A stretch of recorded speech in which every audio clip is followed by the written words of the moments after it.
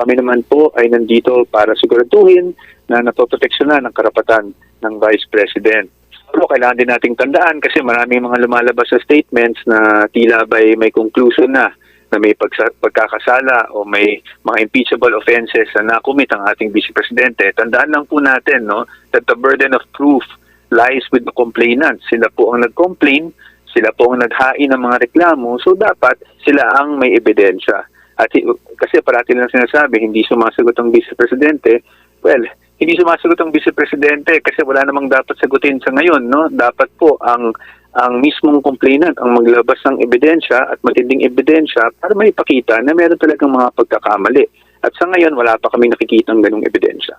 Makakasama na natin ang tagapagsalita ng defense team ni Vice President Sara Duterte. Kaugnay nga po dito po sa issue ng impeachment sa kanya na gumugulong dyan ngayon sa Kamara. Si Attorney Michael po, makakasama natin. Attorney, magandang hapon. Si Admar po ito.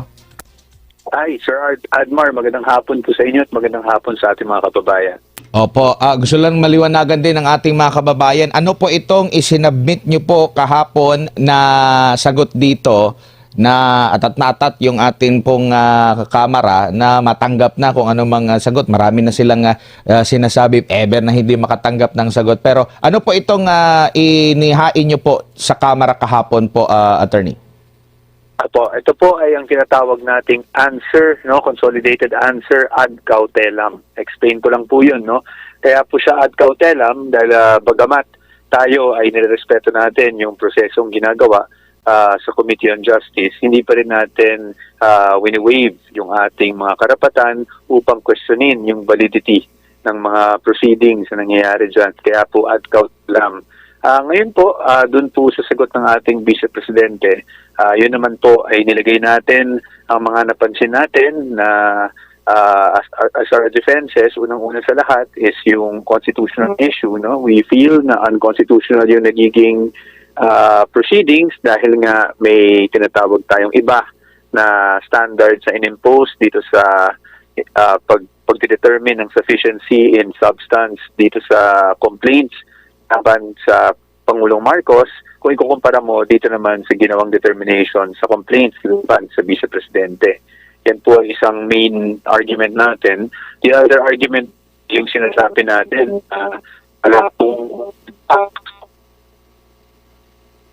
from the side of the complainants to allege ultimate facts that constitute yung yung impeachable offense. Kasi po ang ultimate facts, yan po usually, no, sa criminal law man, yan yung mga elements of the crime na kailangan mong i-allege para masabi na meron ngang krimen na naganap. No? At sa pananaw natin, hindi po nagawa yun ng complainants.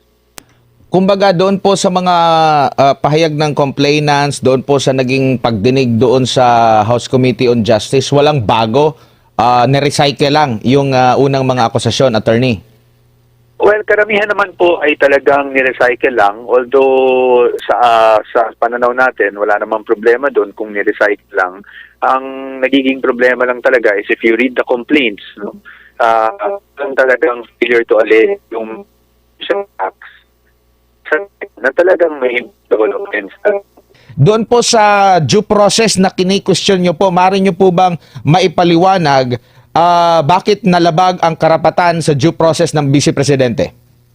Opo, yan po yung sinasabi natin kanina na double standards. No? Kasi po, ang nangyari po talaga, gilinawin ko lang, hindi naman natin kino-question kung ano man yung standards na i-impose ng committee. No? That is within their wisdom.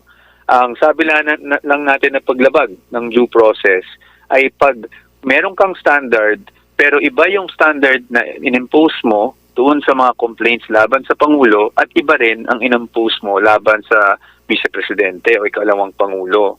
So doon po nang gagaling yung argument natin na may paglabag sa due process kasi tila sa pananaw namin, nagkaroon ng double standards po dito sa determination ng sufficiency of form and substance pagdating sa dalawang opisyal. Oo, nabanggit din dito na mabilis na isinantabi ang mga mabibigat na reklamo na dito kay Vice President Sara Duterte medyo binusisi ng husto. So dapat patas at pantay lamang po. At marami din po nakapansin dyan, Attorney Michael Powa. Pero kumbaga, ito po ba ay maliban sa paglabag doon sa due process, mayroon pa kayong nakikitang ano rito na parang nasisilip na maliban doon sa due process na nakikita nyo pong paglabag? Well, yun po yung nasabi natin kanina, no, na nung ginagawa natin ng sagot ng Vice Presidente, napakahirap para sa kanya na sumagot dahil wala namang concrete and cohesive recital of facts para sabihin na meron siyang naging pagkakamali o pagkasala na that it will rise to the level of an impeachable offense. So, sinasabi nga nila, bakit gano'n? Bakit parang hindi na naman sinagot ng Vice Presidente? Well, unang-una sa lahat, no, wala nga pong recital of ultimate facts. Kaya para sa amin, sa aming pananaw, wala nga kailangan sagutin dahil hindi nga yung allegation ay incomplete. No? Hindi po nasasabi doon kung bakit nila, based on dun sa mga salaysay nila, bakit nila sinasabi na may impeachable offense laban sa Vice Presidente. For example, para lang klaro po yung ehemplo natin, no? Kasi napaka-technical ng ultimate facts, no? Mga abogado lang nakakaintindi. So, for example, meron sila doon sa isang complaint, sinasabi na doon that the Vice President committed plunder through conversation. No? May elemento po ang plunder. No? Ang mga elemento ng plunder, for example, is, syempre, sasabihin mo that she was able to amass, no, ill-gotten wealth or appropriate amounts of money for personal gain. Pero ang pagtitingnan natin ng aligasyon, kahit sabihin natin sa confidential funds, sasabihin nila, yes, may confidential funds, yes, dinisburse yung confidential funds, pero wala namang nakasaad na facts ukol sa kung paano nila nasabi na napunta sa bulsa ng Vice Presidente yung confidential funds. No? Lahat po ng mga nakasulat doon ay spekulasyon, kung hindi man spekulasyon, ay conclusions of law and fact or self-serving conjectures. Kaya po yan po ang sinasabi namin na parang kulang, kumbaga, ang naging recital of facts. Kaya napakahirap para sagutin yan dahil wala dapat tayong sagutin dahil hindi naman kumpleto yung aligasyon, kumbaga. Opo, at sa pahayag naman po ng ni Congressman Terry Redon sa kanilang panig, ang sinabi po niya na bigo raw pong sagutin ng pangalawang Pangulo yung mga allegation at sa inyo naman po sa panig ni VP Sara, bigo naman itong mga complainants na tumbukin. Ano bang nagawang kasalanan? Eksakto po. Well, unang-una sa lahat, respeto pa rin po natin, no, ang opinion ng lahat ng ating mga lawmakers at bumubuo ng Kamara Representante. Pero yun po ang pananaw namin na bigo po silang matukoy kung ano ba talaga yung ginawa niyang mga mali o mga acts na sabing naging impeachable offense na ang mga ito. Nabanggit niyo rin po dito yung issue po kay Ramil Madriaga, yung nagpapakilala na associated sa pangalawang Pangulo na ito'y sa kabila po ng mga previous na mga pahayag like kagaya doon sa pagbisita. No, sinasabi nilang binisita daw ni Vice President Sara Duterte, pero sabi naman po ng DILG na walang nangyari, iba yung binisita raw, wala namang CCTV. Tapos yung threat naman, kahit na sinabi ng BJMP, ay hindi, nagkaano lang ito, nagkabanggaan habang nagpapainin sila ng araw, nagkabanggaan, masama yung tingin, doon lang nagumpisa. Parang pinapalaki nila yung issue at hindi nila pinapakinggan yung side din naman ng ng authority din po, attorney. Opo, well, doon po sa sinasabing threat, I don't want to comment on that and I don't want to speculate, no? Kasi hindi ko talaga alam yung facts na nangyari dyan sa threat. At tayo naman din po, gusto din naman natin na sana ay safe, no, lahat ng tao, including si Mr. Madriaga, lalong-lalo na gusto po nating makross-examine kung ito ay magtuloy-tuloy sa Senado, gusto po nating makross-examine si Mr. Madriaga para po mapatunayan namin na wala pong katotohanan yung mga sinasabi niya laban sa Vice Presidente sa kanyang affidavit. Pangalawa, pag titingnan natin yung affidavit niya, talagang unsubstantiated po yung mga claims niya, no? Wala pong mga attachments, walang kahit ano nagpapatunay doon sa mga naging pahayag niya at salaysay niya sa kanyang affidavit. So sa atin, no, nakita naman natin, nag-file na ng kaso na perjury ang Vice Presidente laban sa kanya. So gusto din naman natin na safe po siya para ngayon ay mapakita natin sa taong bayan na pawang kasinungalingan yung mga sinasabi niyang naging koneksyon niya, relasyon, o anumang trabaho ang ginawa niya para sa Vice Presidente. Opo, mayroon po unang pahayag ang pangalawang Pangulo na fishing expedition lamang po dahil hindi nga tumbok, no? After sakali man po, no, kasi meron din silang request din po, no, na merong ipasubpina na mga dokumento. Sakali pong umusad at same pa rin na senaryo noong naghain sila. Kumbaga, una muna, nakikita nyo po rin po ba na magkakaroon pa ng patas sa hinaharap? Diyan muna sa Kamara, at if ever naman po na umusad, aprobahan ng nakararaming mga kongresista yung impeachment, muli po ba kayong dudulog sa Supreme Court ukol dito? Unang-una sa lahat, bilang abogado, Admar, I would like to trust the process pa rin. No? So, sa ngayon, despite statements being said that might seem bias or meron ng partiality, para sa akin, we need to trust the process and we need to give our lawmakers at lahat ng miyembro ng Committee on Justice and even plenary the benefit of the doubt, no? That they will be voting based on evidence, based on conscience. No? So sa atin, ayoko pong mag-cast ng any aspersions, no, laban sa ating mga lawmakers. Pero handa naman tayo kung sakaling dumating to sa punto, pupunta tayo sa Senado para sa isang trial. Doon naman talagang labanan po nito, no, sa Senado. Ngayon po, pagdating naman sa issue kung may idudulong tayo sa Supreme Court, hindi pa po, of course, that's always a possibility, pero wala pa po ako masasabing definite sa ngayon. Siguro malalaman na lang natin kung makapag-desisyon talaga kami na merong talagang malaking bagay na dapat idulong sa Supreme Court, gagawin po natin. Doon naman po sa mga sinasabing mag-issue ng subpoena, yan naman po ay may powers under the rules ng House, no? May powers mag-issue ng subpoena. Pero kung naayon man o hindi sa batas yung subpoena, yan po ang titingnan namin mga abogado ng ating ikalawang Pangulo. Titingnan natin kung tama ba yung laman ng subpoena, titingnan natin kung naayon sa batas, at titingnan natin kung wala namang karapatan ng ikalawang Pangulo ang kumbaga in English nai-infringe, no, dahil dito sa mga subpoena na to. But right now, I don't want to speculate, masyado pang maaga kasi wala pa namang subpoena na na-issue. And I don't want to cast any aspersions against the Committee on Justice.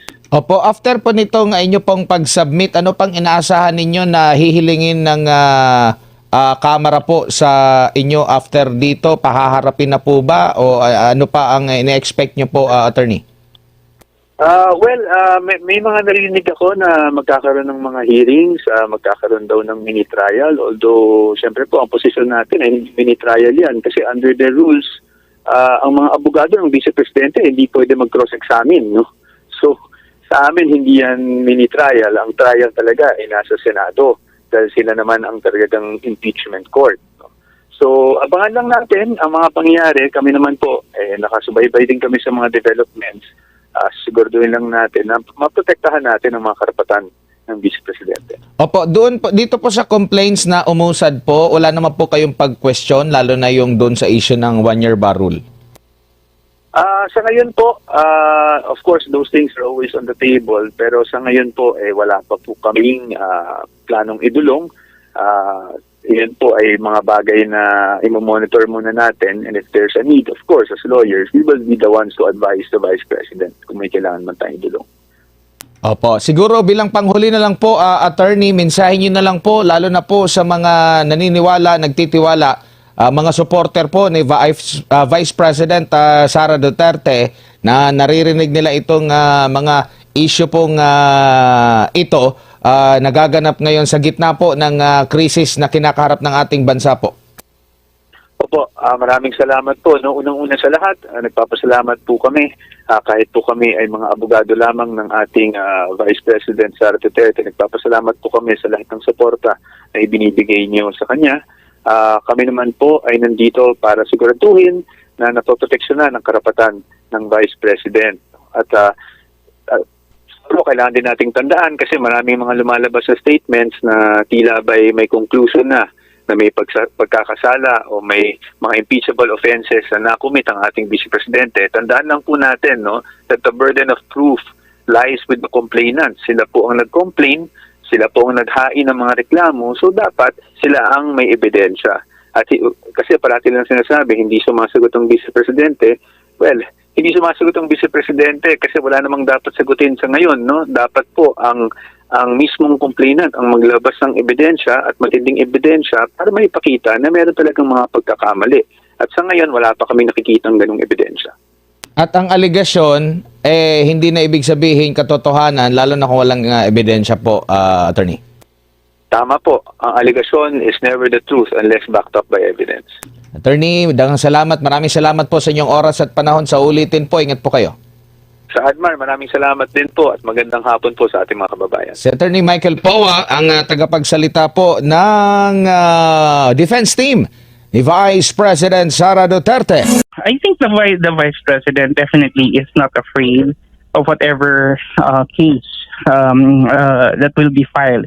But I think it's also imperative that we need to understand it has to be within the bounds of legalities because the impeachment, more than a political process, is also a legal battle. Ano ho bang nakikita po ninyong trend dito nga po sa pagsagot ng pangalawang Pangulo kahapon, pag-file po niyan ng answer ad cautelam dyan po sa Kamara, kaugnay nga po dito sa itong impeachment complaints laban po sa kanya, Prof. Kung maalala po ninyo, nung unang impeachment na final sa kanya, ganun din po yung naging sagot ng Vice Presidente. Well, basically, hindi naman nagbabago talaga ang stand ng ating kalawang Pangulo, primarily because hindi rin naman nagbabago yung allegations laban sa kanya. No? So why I don't see any reason why she will change her statements or even her strategies when in fact, there have been very, very little or if none at all. Wala namang halos talagang nagawang mga bagong paratang o mga bagong reklamo laban sa kanya. So I think she's just being consistent. She's just trying to not overreact. I would say she's not really overacting. She's just trying to really keep it simple, and I think she's sticking really to their legal battle plan on how to address these issues. And I think the Vice President is really prepared for this. I think they were prepared last year, and right now I think the legal team is even more prepared. And I've actually seen the legal team. I would say that they're very formidable, and I would say that they're very, very competent, and that they could deliver the victory dito sa ating kalawang Pangulo kung sakasakali man talaga na aabot tayo doon sa mismong impeachment proceedings. Dahil kung makikita mo yung strategy ng Vice Presidente noon pag-file niya ng answer ad cautelam sa Kamara at ngayon naman ay panibagong sagot naman dyan sa Kamara, ay later on naghain na naman siya ng reklamo dyan sa Supreme Court para questionin itong ginagawang proceedings sa impeachment ng Kamara. Tama po yan, tama po yan. And I think what she's demonstrating here is that she is trying to explore whatever legal loopholes there may be dito sa pagkaka-file ng impeachment at kung paano talaga masisiguro na kung sakaling mang magtutuloy ito, meron talagang merito. I think the Vice President definitely is not afraid of whatever case that will be filed. But I think it's also imperative that we need to understand it has to be within the bounds of legalities because the impeachment, more than a political process, is also a legal battle. No?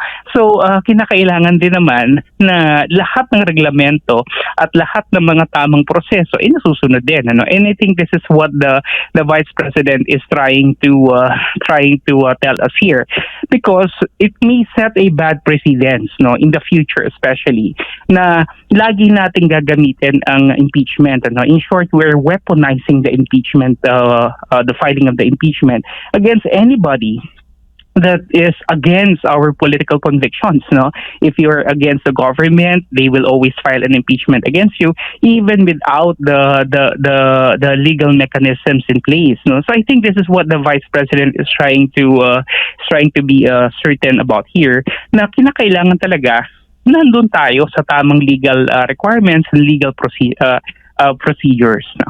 Opo. At kung pagbabasihan po ninyo, ikukumpara po ninyo yung naging proceedings, impeachment proceedings ng Kamara doon sa kaso ng Vice Presidente at ng Pangulong Bongbong Marcos Jr. Sa inyo po ba, para po ba sa inyo ay questionable po yung nagiging approach ng Kamara doon sa dalawang kaso ng pangalawang Pangulo at ng Pangulo? Yeah, very, very questionable because I feel that the filing of the impeachment against the president was something that is staged. No? It's something that was just simply programmed, and this was something that was deliberately planned. No? And this is the reason why the succeeding impeachment complaints, no, hindi naman lang nila tinignan at nagbatay lang sila doon sa 4-page impeachment complaint na i-file nung una, which clearly shows that they are doing the playbook of several seasoned politicians natin before, no, na nagamit na nga nung ibang mga panahon. And yun nga ang problema rito is that maliwanag, no, na itong mga kaalyado ng ating Pangulo dito sa Kongreso, talking about Jervil Luistro, sila Bel Zamora, they really have an axe to grind against the Vice President. It's very, very obvious, no, na ito nga nakakalungkot, nandito tayo sa gitna ng problema, may sigalo tayo sa Middle East, there's a looming crisis, pero yung mga mambabatas natin, focus lang talaga sila sa impeachment. No? Wala silang ibang nasa isip, kundi paano i-impeach yung pangalawang Pangulo, because they believe and they know na ito na yung huling barahan nila, that if ever the Vice President will not be impeached come 2027, it will be a smooth sailing thing for her going to 2028. And that will be it, no? Kaya kinakailangan nila, they really need to work double time, triple time, just to make sure that the Vice President will be impeached. Regardless, and even if, no, huwag na natin pakialaman ano bang mga economic imperatives ang pwede natin gawin para solusyonan itong crisis na to, ano ba yung mga pwedeng measures na i-adapt natin para kahit paano pag-aangin yung buhay ng mga Pilipino sa kinakaharap nating crisis. Ang mahalaga lang sa kanila talaga is ma-impeach itong si VP, and it's very, very obvious, no? Kaya nga itong impeachment kay Pangulong Marcos is just, for a show, no? And this administration has been very good at it, no? Opo. Ang administration na to ay talagang ang tinitingnan ng lagi yung drama, yung narrative, yung optics, pero yung sustansya at yung essence wala po talaga, as in zero. Opo, kasi kung susundin mo o titingnan mo yung palawagan ng ilan, ang komento ng ilan po sa mga kababayan natin, kung pagbabatayan po itong survey sa trust rating na mas pinagkakatiwalaan nga nila daw ang Vice Presidente, doon naman sa kaso ng Pangulong Bongbong Marcos Jr., mas dehado, kumbaga, doon sa grounds ng betrayal of public trust, dahil marami ang hindi nagtitiwala dito sa Pangulong Bongbong Marcos Jr. Pero hindi po pwedeng gamitin po yun sa impeachment proceeding para sa kaalaman ng ating mga kababayan. Yeah, actually, yun nga problema, no? Dahil nga hindi naging maliwanag kung ano ba talaga yung sakop nung reklamo, kung halimbawa betrayal of public trust. Pero actually, if that's really the problem, no? If ever talaga na gumagawa ka ng isang impeachment complaint na kung gusto mo lang talaga is mailihis yung mga bintang at yung accusations, you really can come up with a very shallow, a very, very weak impeachment complaint. No? Pero kung titingnan natin, ang mga kasalanan ni Pangulong Marcos sa ating bansa is sobrang dami. No? Yung weak governance na lang in itself is a very grave sin. It's a betrayal of public trust. Bakit? Kasi nung ikaw ay naihalal, meron kang kasunduan sa taong bayan na ikaw ay magsisibi ng tapat at maggagawa ka ng mga reforma na mag-aangat sa buhay natin. Pero maliwanag na hindi yun nangyayari ngayon. In fact, maraming beses, na instead na ang unahin yung kalagayan ng ating mga kababayan, mas inuuna pa nila yung pagpa-party sa Malacanang o pagpunta sa US na they're spending a lot of people's money. In short, they're very indifferent, no, to the plight and to the concerns of the poor people. And I think this is what sets apart this administration from the previous administration, na meron talagang hindi lang tapang, ano, pero nandun yung malasakit, no. Eh dito sa atin wala talaga tayong nararamdaman, walang kakayahan, walang malasakit, walang concern. In short, talagang lutang at the same time, medyo lihis yung tinatahak nating landas ngayon.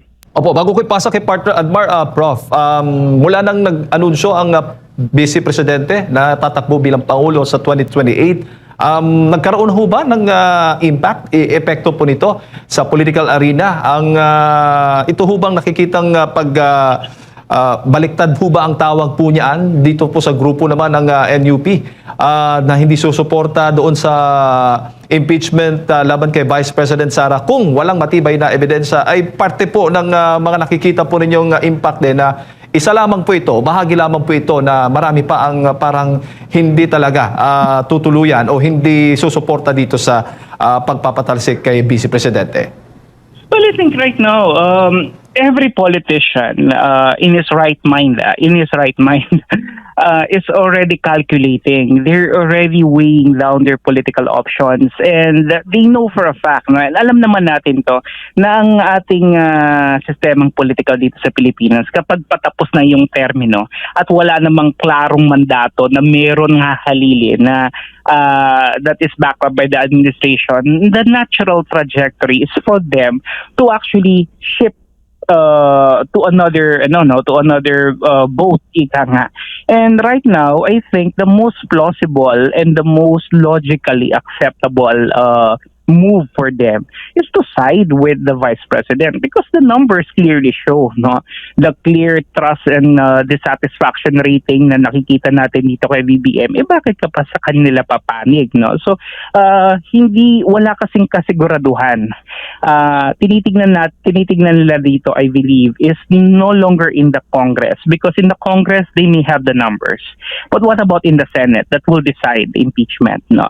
Because if this impeachment halimbawa it resulted in an acquittal, hindi nito papahinain ang ating ikalawang Pangulo, bagkus lalo nitong papalakasin, no, yung kanyang kampanya heading into 2028. Why?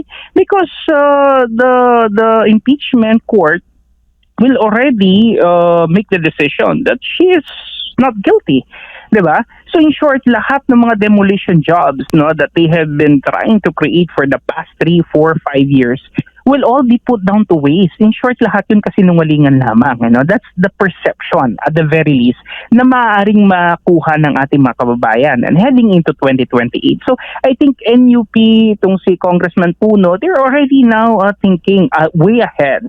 And I think it's but right na masimulan nila, no?